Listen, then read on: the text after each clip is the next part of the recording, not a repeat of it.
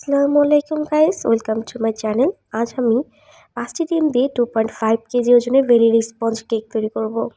তো প্রথমে রুম টেম্পারেচারে থাকা 5টি ডিম নিয়ে নিয়েছি এবং একে একে সবগুলো ডিম ভেঙে নিচ্ছি। কুসুম এবং সাদা অংশ আলাদা করে নিতে হবে। খেয়াল রাখতে হবে সাদা অংশের সাথে যেন কুসুম একদমই না যায়, তবে সহজে ফোম হতে চায় না, এজন্য আমাদের খেয়াল রাখতে হবে কুসুমটা যেন না যায় এবং সুন্দর করে কুসুমটা আলাদা করে নিতে হবে। এবং আলাদা করা হয়ে গেলে ডিমের সাদা অংশটাকে ফোম করে নিতে হবে। 1 কাপ পরিমাণে চিনি নিয়েছি। এটি সব একসাথে দেওয়া যাবে না, একটু একটু করে বেশ কয়েকবার করে চিনিটা দিয়ে দিতে হবে, যেভাবে আমি দিচ্ছি এভাবে। যদি সব চিনি একসাথে দেওয়া হয় বা বেশি চিনি প্রথমে পড়ে গেলে কিন্তু পানি পানি গলতে পারে এবং সহজে ফোম হতে যাবে না, বেশ প্রবলেম হবে।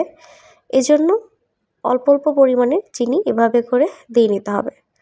তো এভাবে সুন্দর একটা ফোম হয়ে যাবে যখন এরকম, তখন ডিমের কুসুমটা দিয়ে দিতে হবে এবং ডিমের কুসুম দিয়ে সুন্দর করে বিট করে নিতে হবে।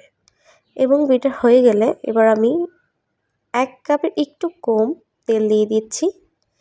তেল দিলে কেকের ভিতরে কোনো শুকনো ভাব থাকে না, অনেকেই তেল দেয় না, বাট আমি দিই, কারণ তেল দিলে কোনো শুকনো শুকনো ভাবটা থাকে না।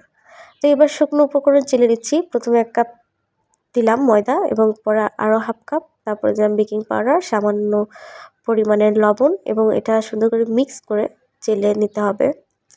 চেলে চেলে আমি এটা আমার ফোমের সাথে মিক্স করে নিচ্ছি। এটা কিন্তু অনেক আলতো হাতে মিক্স করে নিতে হবে, যেন ফোম কোনোভাবেই নষ্ট না হয়ে যায় সেদিকে খেয়াল রেখে সুন্দর করে মিক্স করে নিতে হবে। আর অল্প অল্প করে শুকনো উপকরণ দেব ও আলতো হাতে অল্প অল্প করে মিক্স করে নিতে হবে। বেশি উপকরণ না দেওয়াই ভালো, একটু একটু করে দিলেই ভালো হয়। এবং সবশেষে ভ্যানিলা এসেন্স দিয়ে দিলাম এবং মোল্ডে কাগজ দিয়ে তেল ব্রাশ করে আমি আমার বিটারটা ঢেলে দিয়ে সুন্দর করে বাতাস আছে কিনা ভিতরে বাইর করে দিয়ে কেক তৈরি করে নিলাম। দেখুন কত সফট হয়েছে, মাশাআল্লাহ, আলহামদুলিল্লাহ, অনেক সুন্দর সফট হয়েছে। আমি কেটে দেখিয়ে দিচ্ছি। আমার কাটা শেষ, দেখুন কত সফট হয়েছে, অনেক সুন্দর হয়েছে, সব কিছু পরিমাণ একদম পারফেক্ট। এখন আমি ক্রিমটা বিট করে নিচ্ছি। এই ক্রিমটি কিন্তু অনেক স্পিডে বিট করা যাবে, কোনো প্রবলেম নাই। আর এটা বিট করতে হবে ততক্ষণ পর্যন্ত যতক্ষণ ক্রিম বেড়ে ডাবল না হয়ে যাচ্ছে। আমার তৈরি করা শেষ ক্রিম, এবার আমি কেকের উপরে দিয়ে দিলাম।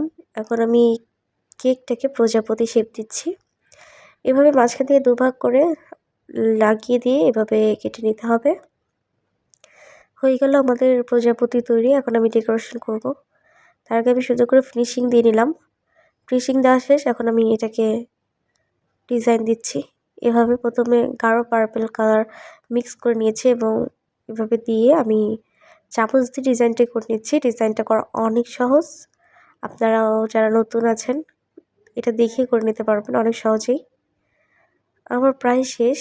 আমি প্রথমে গাঢ়, তারপর আরেকটু হালকা, আর একটু হালকা, এভাবে 3 কালার আলাদা আলাদা মিক্স করে আমি ডিজাইনটা করে নিলাম এবং প্রজাপতির পোকাটা আমি কালার দিয়ে বানিয়ে দিয়েছি। এই তো তৈরি আমার কেক, একদম পারফেক্ট কেক তৈরি। যদি আমার ভিডিওটি ভালো লেগে থাকে তবে অবশ্যই আমার চ্যানেলটি সাবস্ক্রাইব করে আমার পাশে থাকবেন। আল্লাহ হাফেজ।